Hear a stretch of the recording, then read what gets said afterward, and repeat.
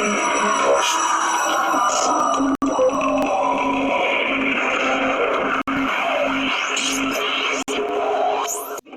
ready for the countdown.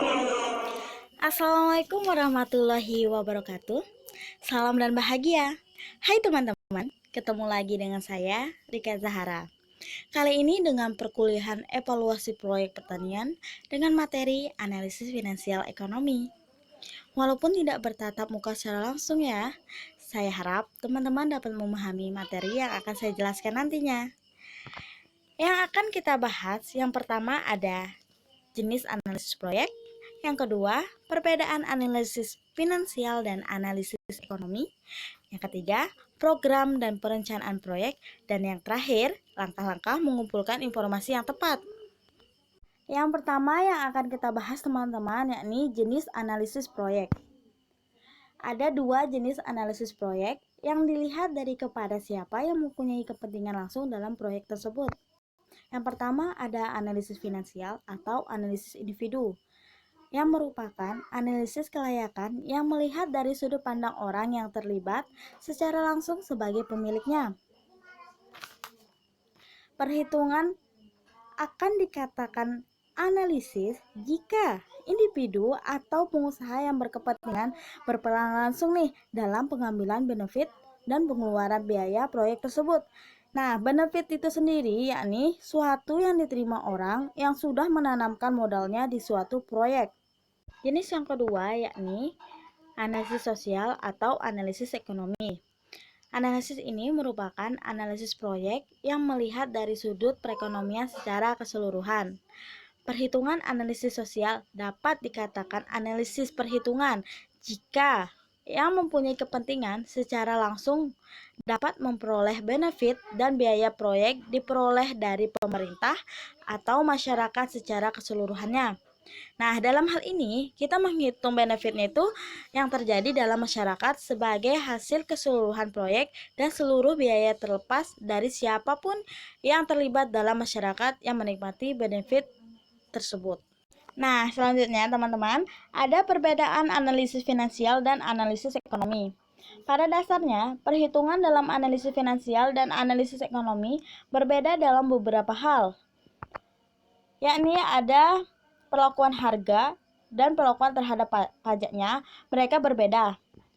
Pada analisis finansial, harga yang digunakan adalah harga pasar atau market price.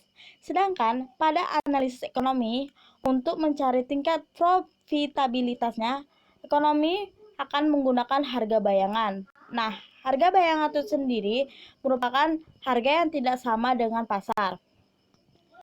Perlakuan terhadap pajaknya, yang pertama, analisis finansial, pajaknya adalah bagian dari benefit yang dibayarkan kepada instansi pemerintah. Sedangkan analisis ekonomi, pajaknya merupakan pembayaran alihan atau transfer payment. Nah, maksudnya itu di sini, pembayaran pajak dalam analisis finansial akan dikurangkan pada manfaat proyek atau dianggap sebagai biaya. Nah, sedangkan pada analisis ekonomi, pembayaran pajaknya tidak dikurangkan dalam perhitungan benefit proyek yang diserahkan pada pemerintah untuk kepentingan masyarakat sebagai keseluruhan dan oleh karena itu dianggap sebagai biaya. Teman-teman, perbedaan selanjutnya yakni perlakuan terhadap subsidi. Analisis finansial, penerimaan subsidinya berarti pengurangan biaya yang ditanggung pemilik proyek. Nah, untuk analisis ekonomi, subsidinya diterima oleh proyek tetap merupakan beban masyarakat. Maksudnya di sini, dalam analisis finansial, subsidi atau pengurangan pajak, pembatasan pajak impor terhadap bahan baku dapat pula berupa sarana-sarana lainnya yang dapat dimanfaatkan proyek yang bersangkutan, akan mengurangi biaya proyek, jadi menambah benefit proyek. Nah, sedangkan pada analisis ekonomi, subsidinya itu tidak dihitung sebagai salah satu penyebab bertambahnya keuntungan, oleh karena itu tidak dihitung. Untuk perbedaan selanjutnya, perlakuan bunga pinjaman. Analisis finansial, bunga atas pinjamannya dihitung sebagai biaya proyek, dan analisis ekonomi, bunga atas pinjamannya tidak dianggap sebagai biaya, karena modal dapat dianggap sebagai modal masyarakat. Selanjutnya, biaya investasi dan pelunasan pinjaman. Dalam analisis finansial yang tergolong biaya investasinya dibiayai dengan modal saham, si penanam modal akan dihitung sebagai biaya proyek saat pelunasan. Sedangkan bagian investasinya yang dibiayai dari pinjaman tidak akan dihitung sebagai biaya proyek saat pelunasan. Sedangkan dalam analisis ekonomi, seluruh biaya saham sendiri berasal dari pinjaman dihitung sebagai biaya proyek pada saat dikeluarkannya, kecuali bila ada biaya-biaya dari pinjaman luar negeri yang diperuntukkan hanya untuk proyek itu sendiri diperhitungkan sebagai biaya pada saat pelunasan pinjaman tersebut. Selanjutnya ada program dan rencana proyek. Pendekatan evaluasi proyek di setiap bidang ditujukan untuk menyusun suatu program yang dapat memaksimalkan kesejahteraan rakyat dan untuk memutuskan proyek mana yang optimal dan mana yang tidak memerlukan usaha besar di dalam mengumpulkan informasi.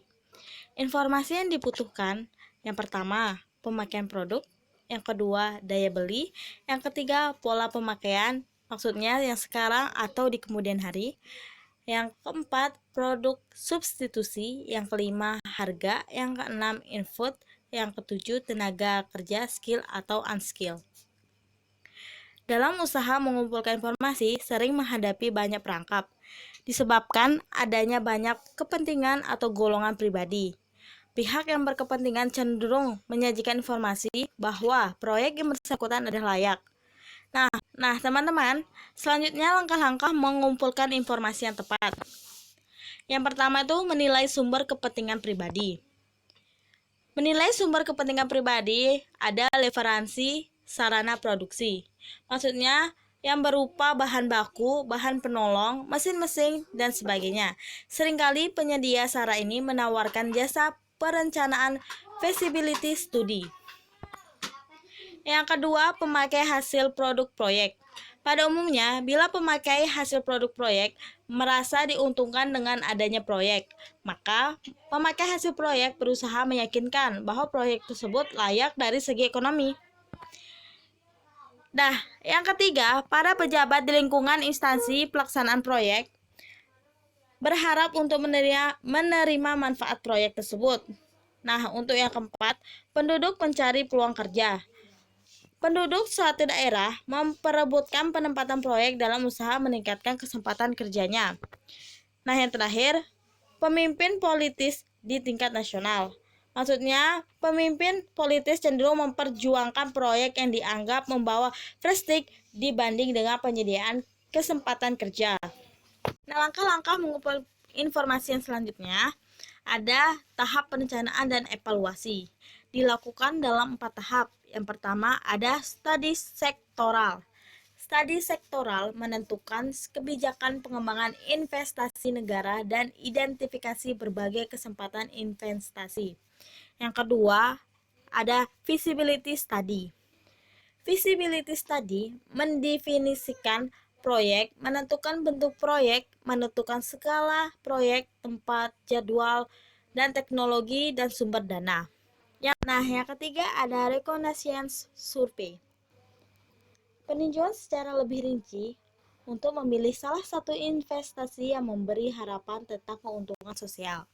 Nah, yang keempat ada master plan.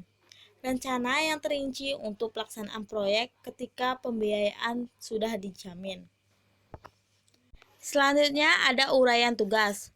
Penyusunan uraian tugas tujuannya agar konsultan dapat mencari informasi untuk membuat keputusan yang objektif tentang benefit bersih proyek. Yang keempat, pilihan pelaksana studi. Pelaksana studi pada umumnya diambil dari luar instansi pelaksana proyek. Yang kelima, pengawasan pelaksanaan studi.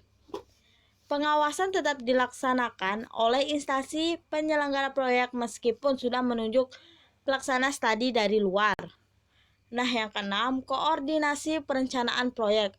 Salah satu alat koordinasi antar departemen dalam perencanaan, pengembangan, dan pelaksanaan proyek perlu dibentuk steering committee.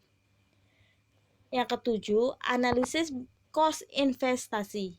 Keputusan yang paling sulit yang dihadapi oleh perencana proyek bersama steering committee adalah menyangkut ruang lingkup usaha.